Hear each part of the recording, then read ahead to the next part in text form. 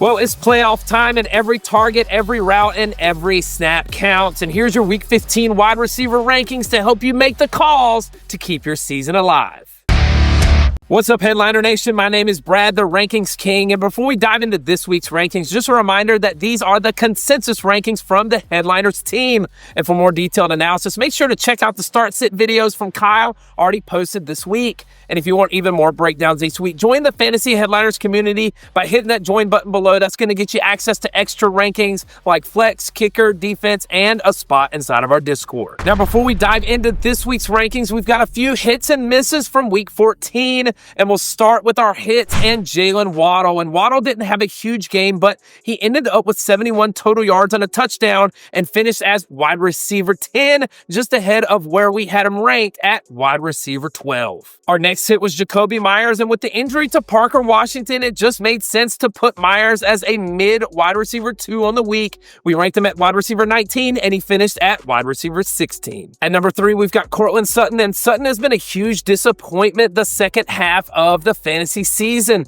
The hard part is that he always has that potential of having a big game, and we put him as a verge wide receiver 2 at number 24 last week, and he finished as wide receiver 25. All right, so there's our hits, but what about our misses? And we start with DK Metcalf, and Aaron Rodgers hadn't thrown the ball down the field consistently to DK Metcalf the entire season. For some reason, that all changed in Week 14, and because of that, we had DK way too low. And number 2, we've got Rashee Rice, and sure, it was a matchup against a difficult Houston defense, but 4 catches for 34 yards was a huge disappointment, and because of it, we had him ranked way too high. At number 3, we've got Chris Olave, and he was cleared to play, but he did not look 100% healthy.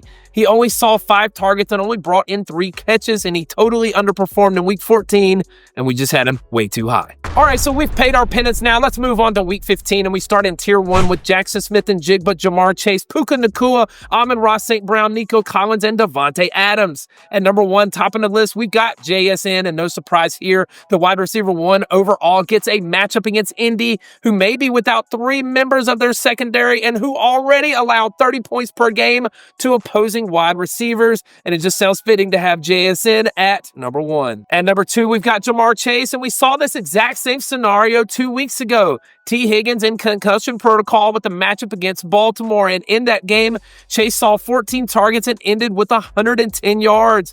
We have to think that he's heavily targeted once again in Week 15. At number 3, we have Puka Nacua, and after a huge Week 14, Puka is currently the wide receiver 2 overall on the year. Now he'll get a Detroit matchup in the Lions, who allow the second most points to opposing wide receivers. At number 4, we have Amon-Ra St. Brown, and so much for his injured ankle in Week 14. He ended up starting after being a game-time decision, and he scored 12 fantasy points. Now he'll get an average Rams pass defense and another top 12 opportunity. At number 5, we have Nico Collins, and Nico may be having the quietest wide receiver 7 season ever. It just doesn't seem like he's doing as well as he actually is, but he's had at least 14 points in 4 of his last 5 games, and now he gets an Arizona defense that allows over 25 fantasy points to wide receivers. At number 6, we have Davante Adams, and Adams is coming off of his worst game of the year, but it's a game in which LA won 45-17, so he just wasn't needed that much. This will be a much better matchup this week against Detroit, who, like we said earlier, allows the second most fantasy points per game to wide receivers. All right, that's it for Tier 1. Now, before we head into the next tier, I want to make sure that you're all set up on Underdog. And you already know that we're crushing those player pick'ems on Underdog this year, so what are you waiting for? Head over to Underdog Fantasy or download the app and create a new account using the referral code HEADLINERS when you do so. Then just make your initial deposit and come join a contest. And if you sign up with that promo code, again, it's Headliners, you'll get access to all of the promos that Underdog offers weekly. And check this out. When you play your first $5, they're going to give you $75 in bonus funds. So you play 5, you get 75, and it's that easy. Don't forget that Jake is also going to be breaking down the best picks weekly in our show on Fridays. Links to join are in the description, and we look forward to playing with you this week. All right, baby, let's turn the page to Tier 2. We've got George Pickens, Rashee Rice, A.J. Brown, Jalen Waddle, Terry McLaurin, Ted McMillan, Devontae Smith, Zay Flowers, and Chris Olave. At number 7, we've got George Pickens, and Pickens is coming off of his worst game since Week 1. Even with CD leaving early, Pickens didn't do much in Week 14.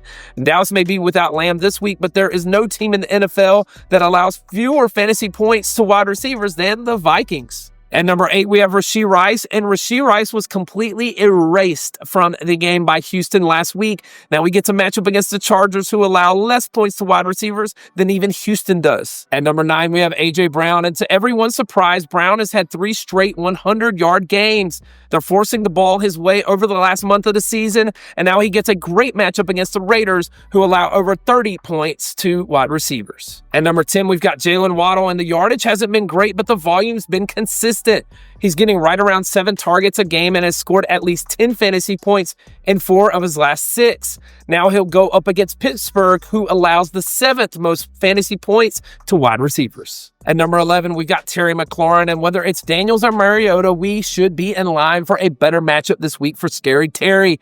He got shut down by a defense that allows the fewest points to wide receivers, and now he'll get the Giants, who allow the 4th most at just over 30 fantasy points per game to wide receivers. At number 12, we have Ted McMillan, and coming off of the bye, and lately he's been saved by touchdowns. He has 4 touchdowns over his last 3 games. However, in 2 of those 3 games, he hasn't even gotten 50 yards. Now he gets a Saints matchup, and they held him to 60 scoreless yards 5 weeks ago.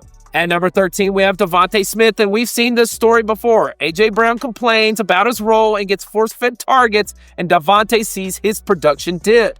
Hopefully, in a great matchup against Vegas, there's enough to give both wide receivers a good outing. At number 14, we have Zay Flowers, and Zay Flowers is coming off of his first 100-yard game since week 1. He did absolutely nothing against the Cincinnati defense 2 weeks ago, where he had a whopping 6 yards.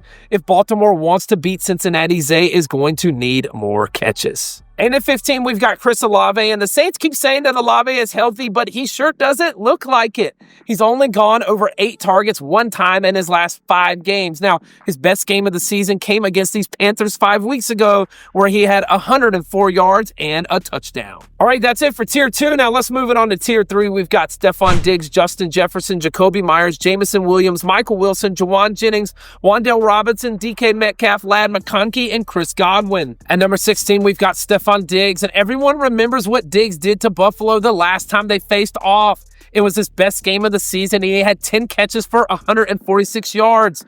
There's no reason to think that he's not going to want to stick it to Buffalo once again in Week 15. At number 17, we have Justin Jefferson, and so McCarthy has one of his best games as a quarterback, and yet Jefferson still ends with 11 yards. Jefferson has had a total of 63 yards over his last 3 games combined.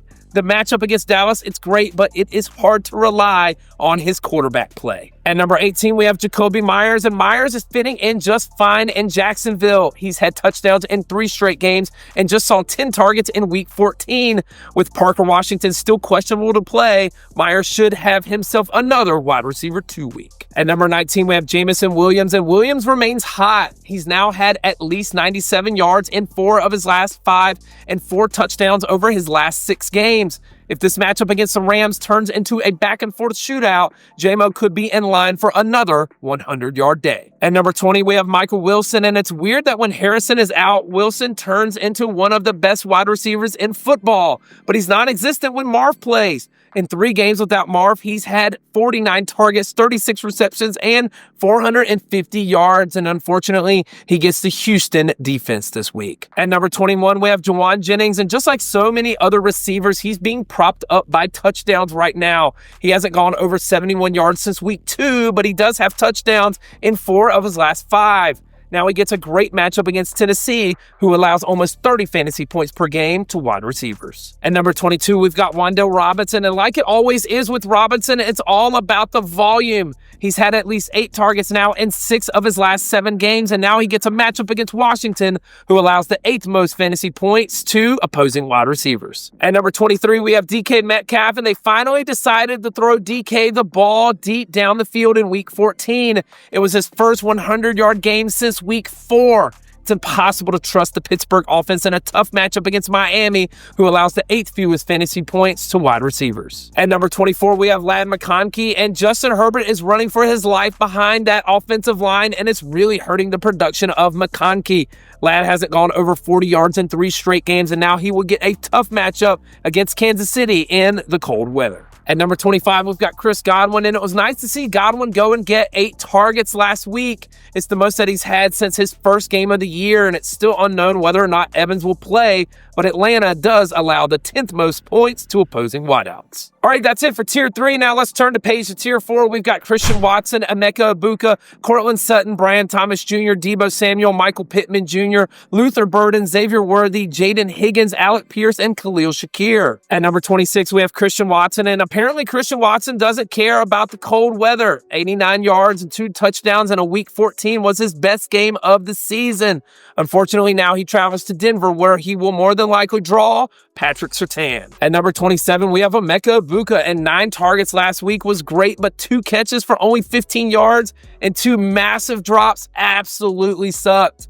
It only helps him if Evans returns, but as of right now, he's trending in the wrong direction, even in a good matchup. At number 28, we have Cortland Sutton, and Sutton is kind of stuck in this low-end wide receiver 2 flex territory. He's a safe 8 to 10 points a week, but his ceiling games are so few and far between.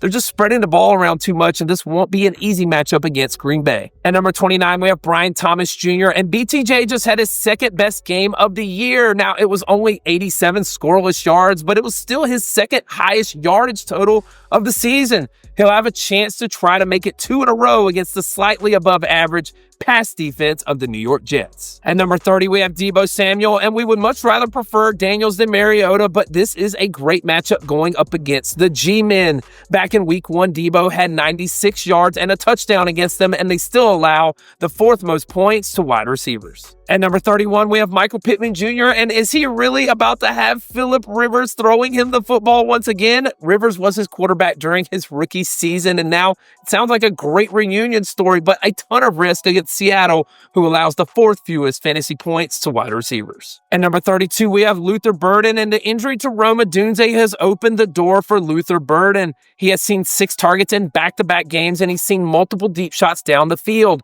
They will need that in Week 15 against Cleveland, who's easier to throw on than they are to run on. At number 33, we have Xavier Worthy, and it's crazy to think that Worthy has only 1 touchdown on the season, but he's been fairly consistent, hovering between 7 and 9 fantasy points over the last 3 weeks. It's a tough matchup against LA, but at this point, we're just hoping for that one big play. At number 34, we have Jaden Higgins, and Higgins has now seen at least 5 targets in 5 straight games. He's averaging just over 11 yards per reception, and with a great matchup this week against Arizona, we could see him produce more than what he did last week in freezing KC. At number 35, we have Alec Pierce, and Pierce has been one of the most reliable pass-catching options in Indy over the last 6 weeks of the season.